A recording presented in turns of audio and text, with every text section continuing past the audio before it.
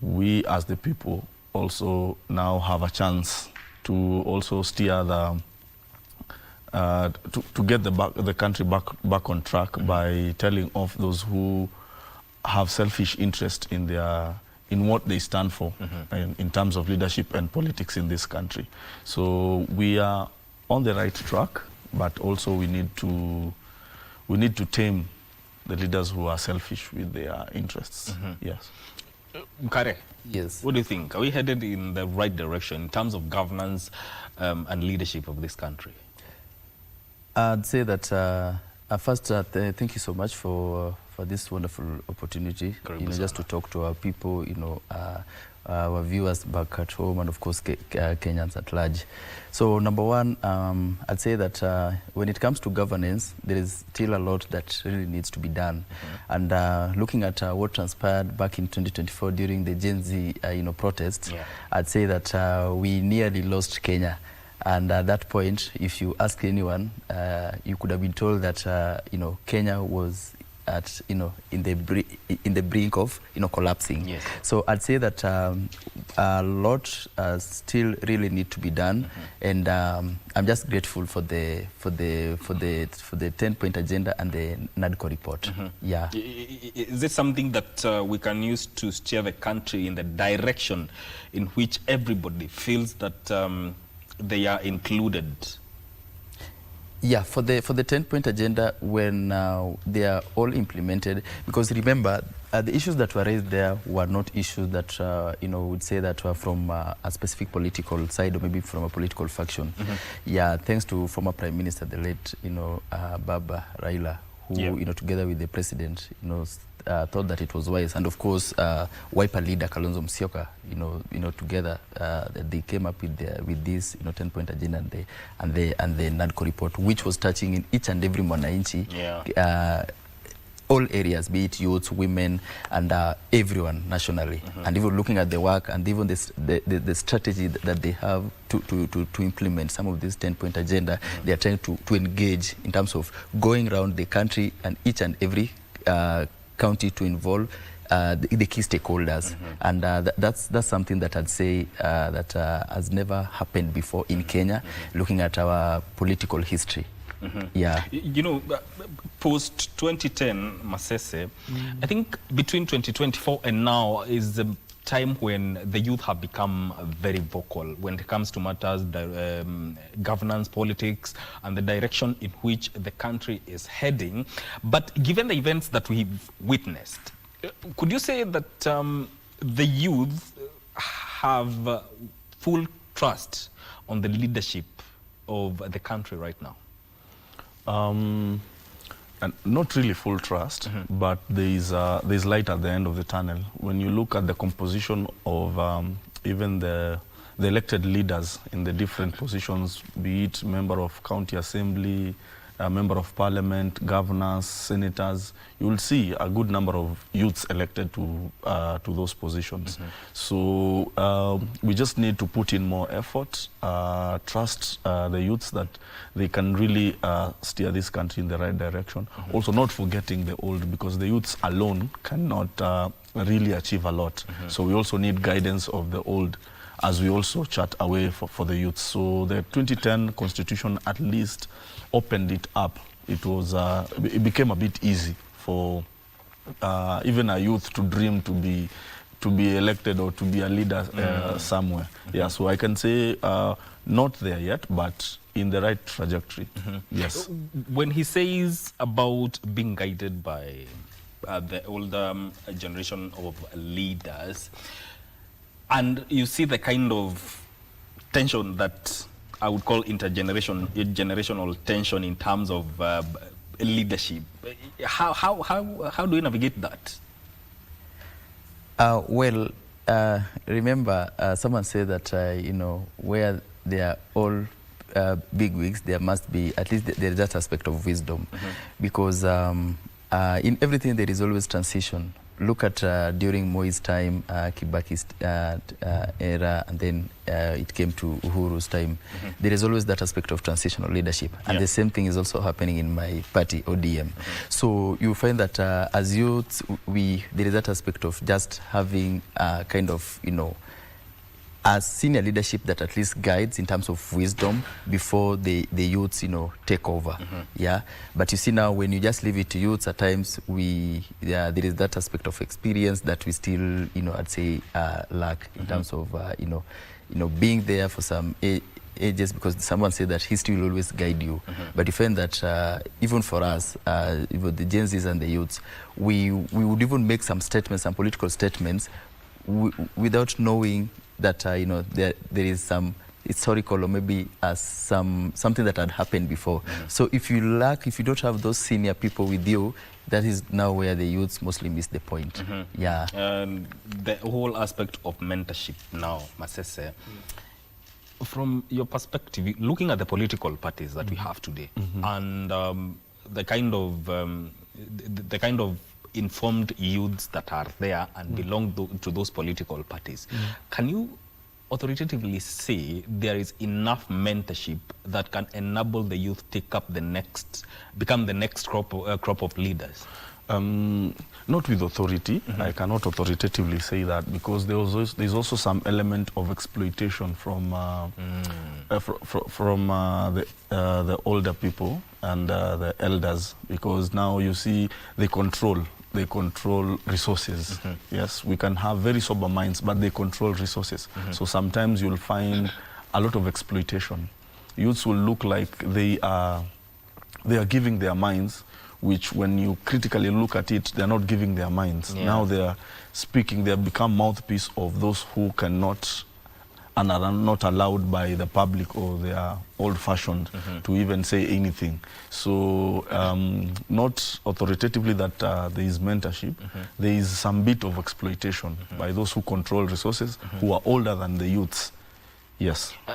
Exploitation, does that point to the barriers that maybe hinder young people from taking up leadership and even making their voice count when it comes to decision-making level at political parties?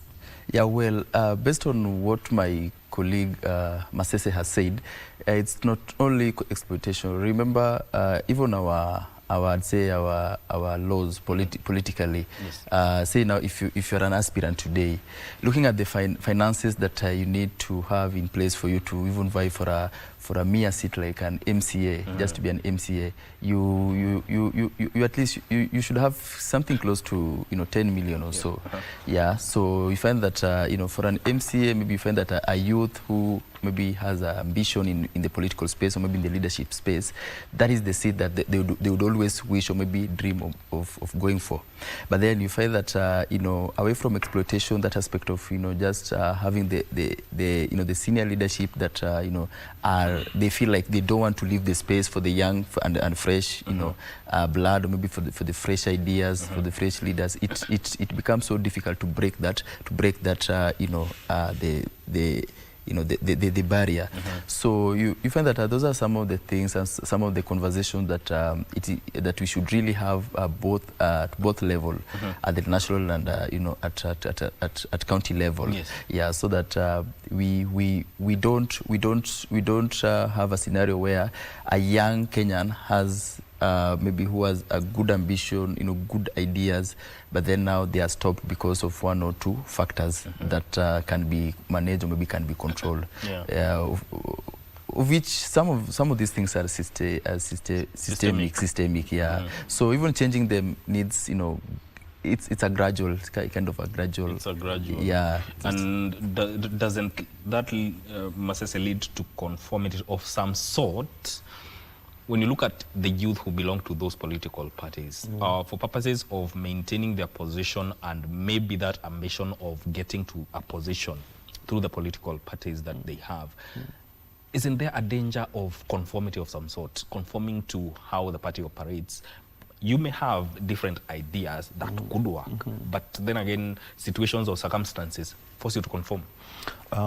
Not conformity as such, but if you look at the amount of time that it will take to break those barriers, it may look like conformity, but step by step, we are breaking one by one as we move. When you look at my party, for example, my party ODM, you'll see that the barrier that has been women in leadership, today we have a chairperson. You know, today we have a chairperson. The other day we replaced our Secretary General with a lady. You see, so these things slowly and gradually we're going to break those barriers and move away from conformity. But I agree with you, the pace at which we are doing this is very minimal, so that it may look like it will take long, but I mean, we're here. If we will not achieve, our children will come, they will continue with the same. So, I mean, there is progress, though minimal, but there is progress. Yes. Would you say there's a paradigm shift in how the youth and even the people of Kenya now, given the events that we have witnessed, there's a paradigm shift in how they view leadership, governance, and by extension, development? Yeah, I'd say, and I'd say it started post the Gen Z, protest. I'd say, yeah, because that is the time that everyone realized that, the decision that you make, the decision that the political leaders make will affect you either directly or indirectly. Yes. And that is why you realize that most young Kenyans are so much into the political conversation. Yeah, so there is. Yes. Yeah. You look at the political landscape, arithmetics happening, gearing up to 2027. Do you feel like the youth have fully been involved in this, regardless of the affiliation to any political parties? Is there involvement of youth within these arithmetics? I feel there is, though minimal again. But I wish the youths can now step up a little bit, just from the keyboard and typing and coming out now saying, hey, I think the governor is not doing well. I have better ideas on how we can run this city. You see, even just that bold move of saying, yeah, I want to be involved. But you see, most of our youths just want to be there typing and bashing people who are showed up for these leadership positions. So the involvement also comes with us as youths also coming out and saying, yes, I can do it. I can offer a solution, not just problems. Yes. So I think it is two-way. It also points out to how the youth engage with the voting process, the electoral process. We had IEBC having to register voters last year, and now there's an upcoming mass voter registration. But going by what happened last year, there was a question of where are the youth? Why are they not coming out to register as voters? What could be the problem? Maybe before responding to that, and just maybe to add something on what Maseso have also said, for youth, for a young Kenyan, because when you talk of youths and youth's involvement in the political parties, which is so key. So, a Kenyan youth will ask you, because them, they are there back at home and they're like, where should we go? So, a young Kenyan would always, they will ask themselves this question, which political party, or maybe which party has, structures. Because at times it's easier to go maybe to join a political party that has structures. And we all know, and it is on record, that the only political party with structures that we all know and has existed, and it's so strong, is the Orange Democratic Party movement. So it is easier, and also today that I'm also urging other Kenyan youths to be part on, to join, the political parties, and that one will be, in this case, is the ODM party. So it is easier because there are structures from we have the youth wing, we have the women wing, and of course the PWDs, and special programs, which is under the organs of the ODM party. Yeah, so it becomes so easy for such a young Kenya to do what, to know where to join. Yeah, and now to respond to your question, I'd say that not much has been done, but I'd say that you know, most of us youths, you know, speak much but then do very minimal, because if you sit back, just as he was putting it, it becomes so difficult to even to identify, because you are only identified when you become brave and, you know, get out there to, you know, to be counted, so that you can be part of even the political, you know, formation and the political, you know, processes. During the by-election that we had recently, there was, I'd say, I don't know if it was a voter apathy, but the by-election that we had recently in the other side of Mbeere North, call it Kasipol, Magarini, I really doubt, looking at the trends in our political system and how, you know, it's always run. I was so worried, being a youth advocate and of course member of a political party, Young Kenyan. I was so worried if that would be the trend that we would you know, want to, you know, to portray when it comes to general elections in 2027. So we are so active in online, but then when it comes now to action or reality, we fail to get it right. So it's also a question would also dawn back to the political parties and the leadership of these political parties. What can be done so that these youths can be you know, can take part in this in the political parties and just in the activities in the building up of the nation. So that's a gap that really need to be worked on, and we are just barely few months to general election. So if you're not keen, then we might miss it, or maybe we might explain the same thing that happened during the by-elections. Yeah, we'll come back to that and see how the youth can be influenced to ensure that they register as voters so that they can participate in the political electoral processes, because they have been very vocal in terms of the direction that the country needs to take politically, in terms of leadership and also as economic. So, and taking up a vote is the first step in making sure that they make that change that they want to see. So we're going to continue this conversation after this short break. Stay with us.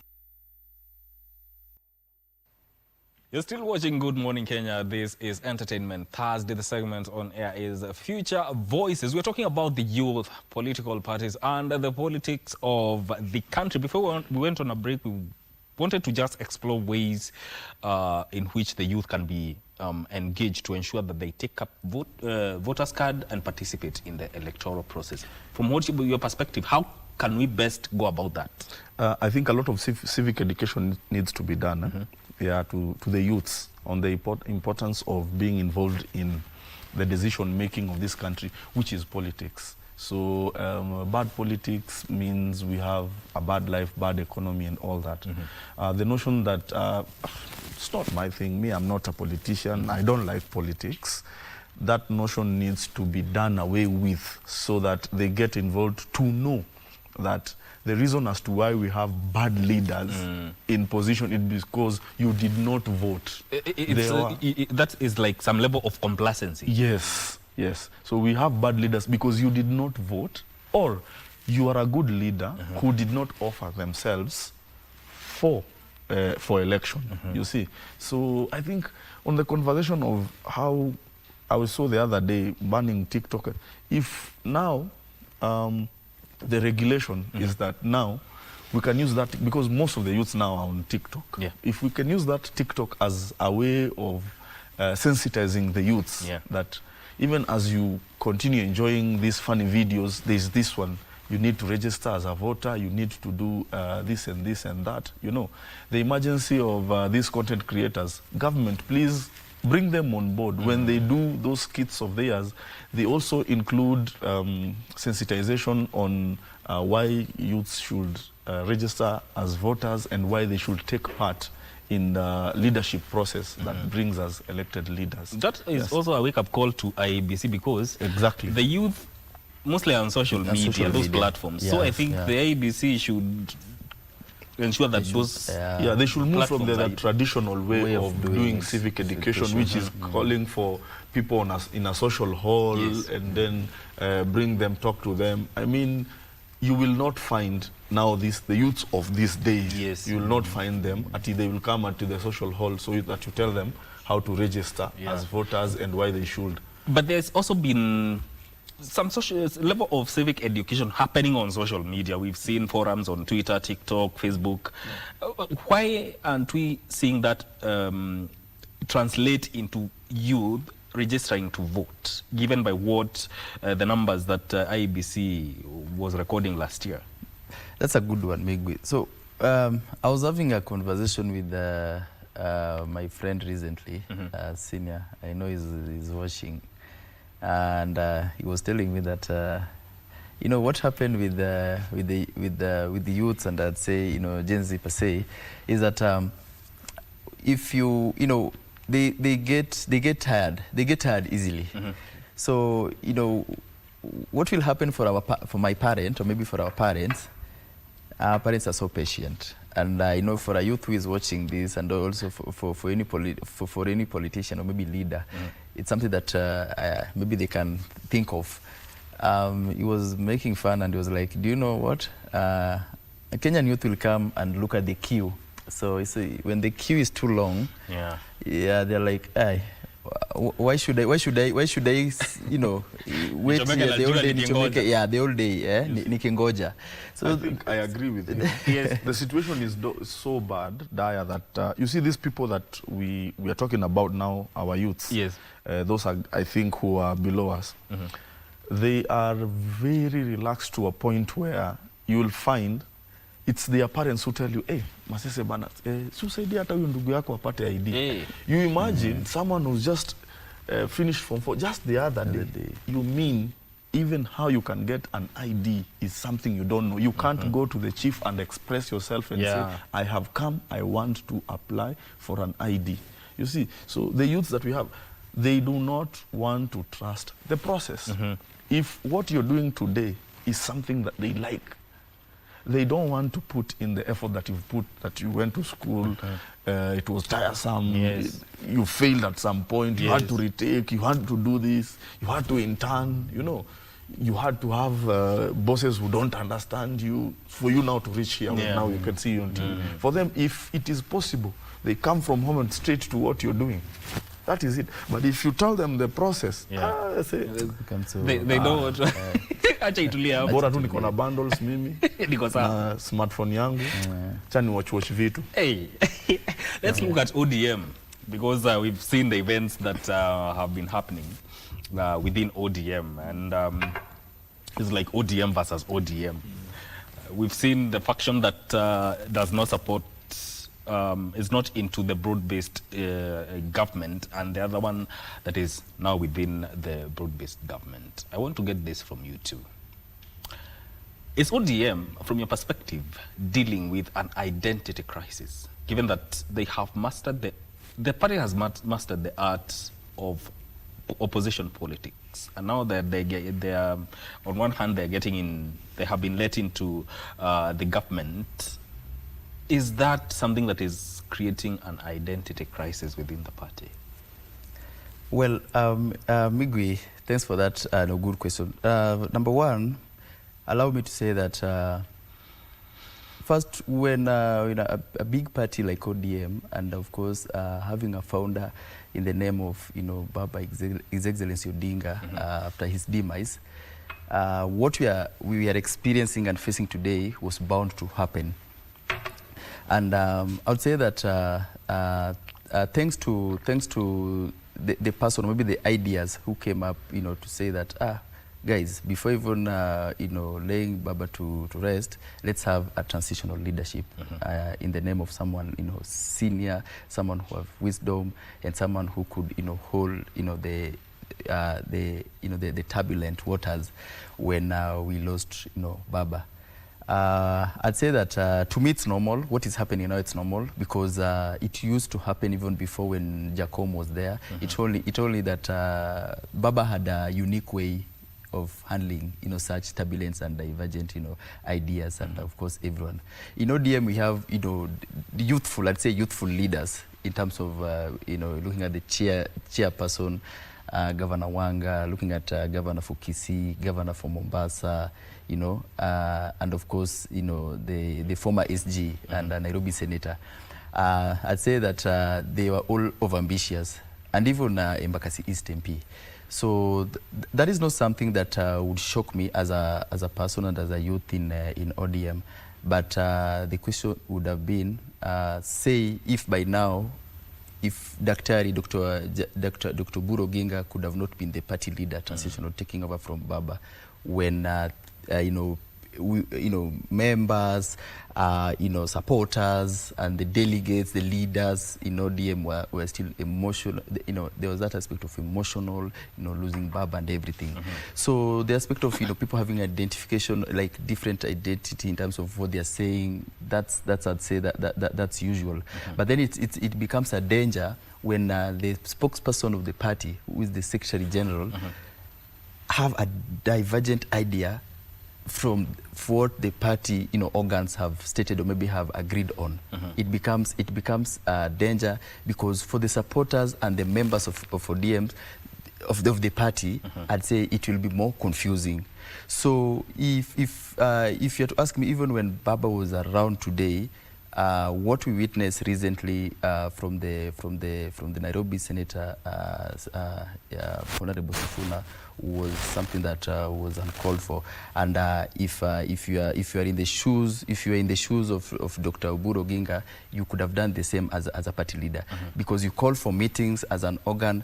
The SG has key roles, to coordinate the functions of the committee when they are meeting, and of course to do what, to call for those meetings and to make those those pronouncements to the public. But you see now, once you have a meeting and then now you go outside there and make your own pronouncement as a person. Me as a Gogo, I can have my own, how I view things. But then when we come and sit as a family, and then now my father tells me that now this is what I'm going to tell the public. But then me, I go and read something different, or maybe speak my voice as an individual, the party. Then now you put the image of the party, and of course to the public and to the whole, nation, to be something that, people start now questioning, where are we headed? And that could have been more harm than good, to the party. Masese, what do you think? Is this an identity crisis? No, it's not an identity crisis. I think those who never supported Baba now have, I think now with the exit of Baba, they have now shown their true colors. Because Baba was not someone you could second guess. And I think they should spare us the things that Baba told them in private. Baba was a busy man, and maybe they were going there and disturbing. So Baba was finding a way of getting you satisfied so that you can go apumzike or do some other things. So the things that Baba told you in private, those are yours. We don't want to hear. When Baba wanted to communicate to us, he would tell us, And Baba, one thing that made Baba stand out as a leader and as a politician, even the most unpopular stands, but constitutionally right, Baba would say.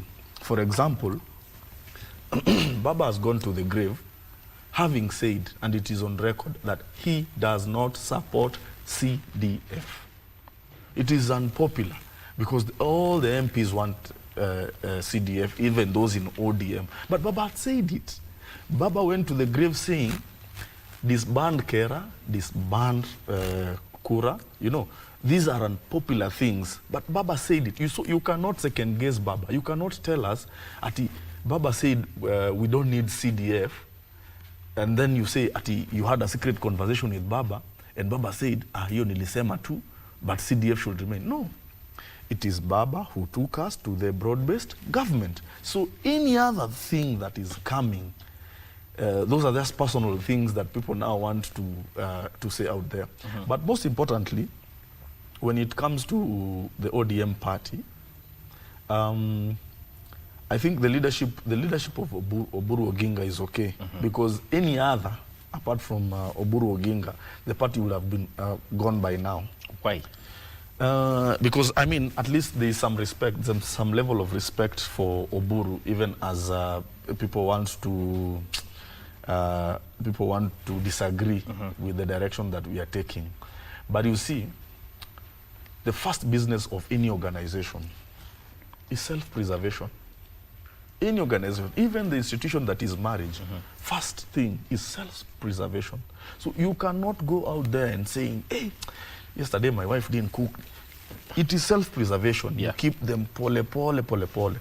So we have an SG who doesn't understand. We had an SG who doesn't understand self-preservation. There is no way you can go on prime time TV and say, our leader, Oburu Oginga, was illegally put there as the party leader. Be it as it may, that it might be true. But I mean, is that something to perambulate on national television as the SG of the party? That is not something that you do. In fact, that is where I find that he crossed the red line. All right. You know? All right. Let's look at it from another angle. What if ODM leadership was given to a younger generation of party members? Who? Very specific. No. Anyone within or even a go-go.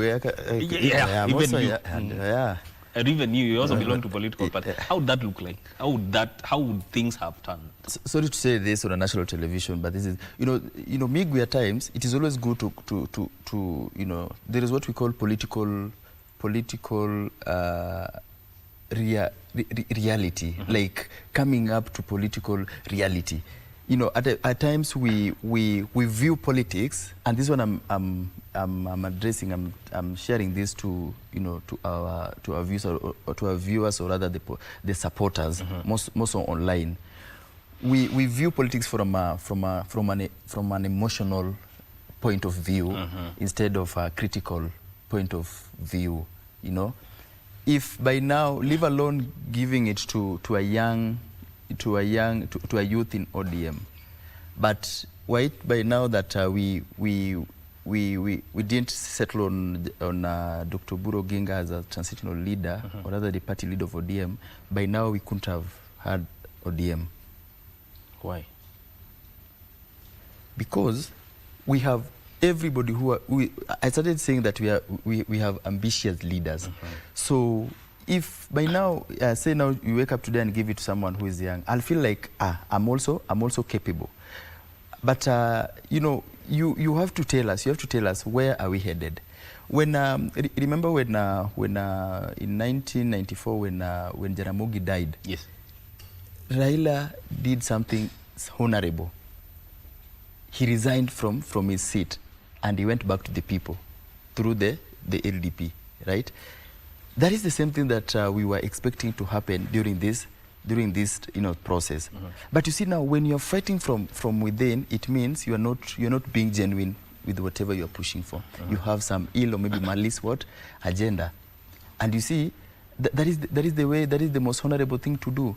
But you see now, when you're inside and throwing jabs and talking and just exchanging, that will not help anything. So the most wisest thing to do is to just step aside and give that space to someone else with. And where does, as you respond to whatever he is saying, where does that leave the supporters, especially at the grassroots levels? I think the supporters at the grassroots levels, they know the values and the principles that Raila stood for. And even as these two factions try to wrestle out, they can clearly see which faction is still upholding Raila's values, you see. But coming to your question that if it was left to us youthful, I mean, the party would have been dead by now. Party leader is someone who is accommodative, like a parent figure, But you see the youthful leaders that we have in ODM, all of them are fighting for spaces where how many people will heckle their name in the public rallies, So the infighting, I mean, the party would have been dead by now. So it was the right thing to put it on Oburu Oginga's. When you say the party would be dead by now, don't that point to the level of trust that you would have on young leaders taking up those leadership positions, especially in political parties? Yeah, I mean, we have trust issues with them because they are not themselves. They are not speaking for themselves. From a genuine point of view. Yes, from us, they look like sponsored advertisement from other quarters who are hell-bent in making sure that the party is normal. So we don't take their views as independent views because there are things that we know, maybe you don't know, Migwi, but we know because politics is our thing and this is what we do. ODM is our party for 20 years. There are those things that really can't be substantiated, but that is the truth. How does it become the truth if it cannot be substantiated? No, you see, in a formal setup, can't be substantiated, but it is the truth. What we need is time. I'm trying to figure out how it can be the truth, yet it's not substantiated. You see, there's some things in an informal setup. You know, in an informal setup, there's some things that are really the truth. You know, but now when it comes to a formal setup, like right now I'm on the national television. There's some things that I can't really say, I can't really talk about, but I know that is the truth. You know, for example. These people who are disturbing us in the party, they have already formed other parties. That is something that I know because politics is my thing. You here in the studio, your work is interviewers, guests. Give the audience the truth. The truth, all right? So for us, we know they have done it through proxies, and it's only time that will tell that they already have parties and they're looking for a way to move out, but they don't want to move out in peace. You know, but that is for us as politicians and leaders that we know these things. Yes. So if these people were speaking their mind like they want to show out there, we will know they're speaking their mind. But they are also being remote controlled from somewhere to wreck the party. And that's why you see we are very defensive and we really don't want them to get away with this. Right. So ours is a preventive measure. Okay, let's look at it from another angle. If the youth formed their political parties, say today, the youth came up and formed their political parties, would that fragment their voice rather than strengthen it in as far as creating an influence within the political system is concerned? Let me start with you. If today we wake up today, or even I personally decides to come up with a political party, just a founder of a political party, that's why when we started, I was mentioning something on looking at our history and just how politics are local, and of course there is that aspect of tribal, because at some point we were tribeless, partyless and everything. We've had good youth, I'd say Gen Zs in this aspect, the likes of Kasmil, the likes of Morara, Kibaso, we've had all of them. But what happened? They were so genuine and they came out, and then at some point we ended up losing them. They were fought by the same youths. So secondly, having a political party, that's another barrier also that hinders us, because you see, as youths, manning a political party is not something, it needs resources. Yeah, it needs resources. It's not just something that because it must have a national outlook, and it's something that does not run within maybe a community or maybe a tribal line. So looking at all those factors, those are the things that can easily make a downfall to a youthful political party. Yeah, it can work through proxies. You find that maybe me coming up with a political party, but then as he was putting it, you find that there is some forces behind it. Yeah. So at the right time, and the same thing, that is why we are saying that at the right time, and that is why I was also telling you, Migwi, that you will call me back here again, or call us back here again, and you will play, because nowadays anything you say are digitalized. The moment the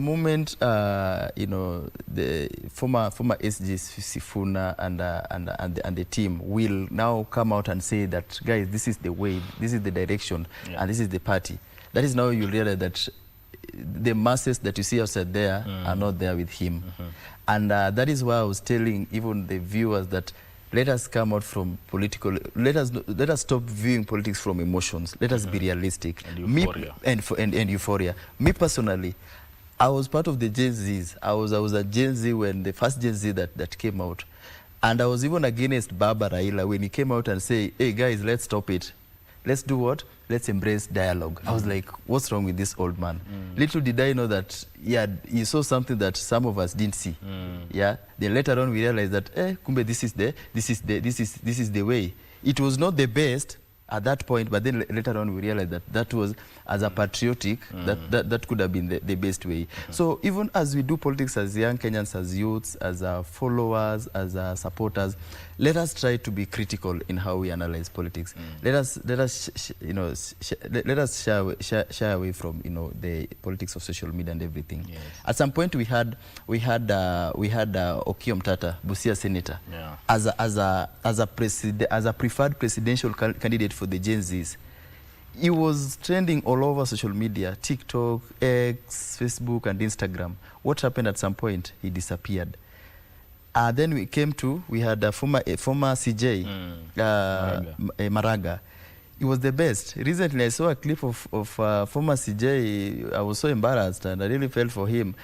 Being on the street and just waving to air. There was nobody there with him. So those are the political reality that Migwi, when we come on a national television like this, and it is our work, of course, as youth in the political space, who are trying to shape the political narrative, to speak to our people, to speak to our youths, and also to our politicians. Of course, politicians will never tell you their hidden cards. Yes. But at least it is good to analyze it from that angle, so that we avoid the aspect of emotions and getting disappointed at some point. And you're like, hey, me, I've had so many chats here, even in my inbox, telling me, oh, go. We thought that, oh, you are the one who are pro people. And I'm like, no, let us stop looking or viewing politics from an emotional point, but then just try to analyze it critically. Indeed. So that at the end of the day, you can avoid being disappointed in the long run. Indeed. Yeah. You're vying for Nairobi Senator, right? Yes. What makes you different from the rest? I don't have to be different from the rest, but I think I can offer. I have better solutions for Nairobi. I understand Nairobi, being born and bred in Nairobi. I have looked at some of the problems that are facing Nairobi, some of the people who are vying for governorship in this city, and it is my conviction that I can do well in all aspects that the senator should be doing for Nairobi. So mine is not, I don't want to do the politics of nani mbaya, mimi ndio mzuri. No. Hata yeye ni mzuri, but I think mimi ni mzuri zaidi. So that is my kind of politics. And one of the things that we really need to demystify, so that we have leaders, people who want to serve the people, is demystify politics, and also make it less attractive and less lucrative. Because when you look at the country right now, everyone who thinks of making it in life, they want to do politics. We have very good business people who are in parliament. Doing what? You see, parliament is legislation, representation, and oversight. An astute businessman, what are you doing in parliament? They are there because now they have to protect their businesses, or they want to grow it to another level, and the only way to do is through politics. If we can demystify politics and make it less lucrative, then we get people who really want to serve. They want to serve the people. Then we will be moving in the right direction, So even as youths, how do we view politics? Even those who are opposing in a commercial way. They're saying, Tuesday to now oppose. You have seen youths who have really opposed systems and what have yous. Then they are called on board. You wonder what has changed. In fact, if anything, the things have changed to the worse. Things that affect Mwananchi, that the ones that you are talking about have changed to the worse. So if we can make politics less lucrative, it will be much better, and we'll be moving to the right trajectory. Indeed. Yes. Indeed. Gentlemen, that was our time. Mashukuru sana. Asante Thank you for sana. coming to talk about this aspect of political parties, politics, and where the youth stand on this. That is Masese Mokua, who is aspiring to be a Nairobi senator, and also Agogo Mkari, who is a youth advocate and also belongs to the ODM Youth League. This conversation ends now. My name is Mike.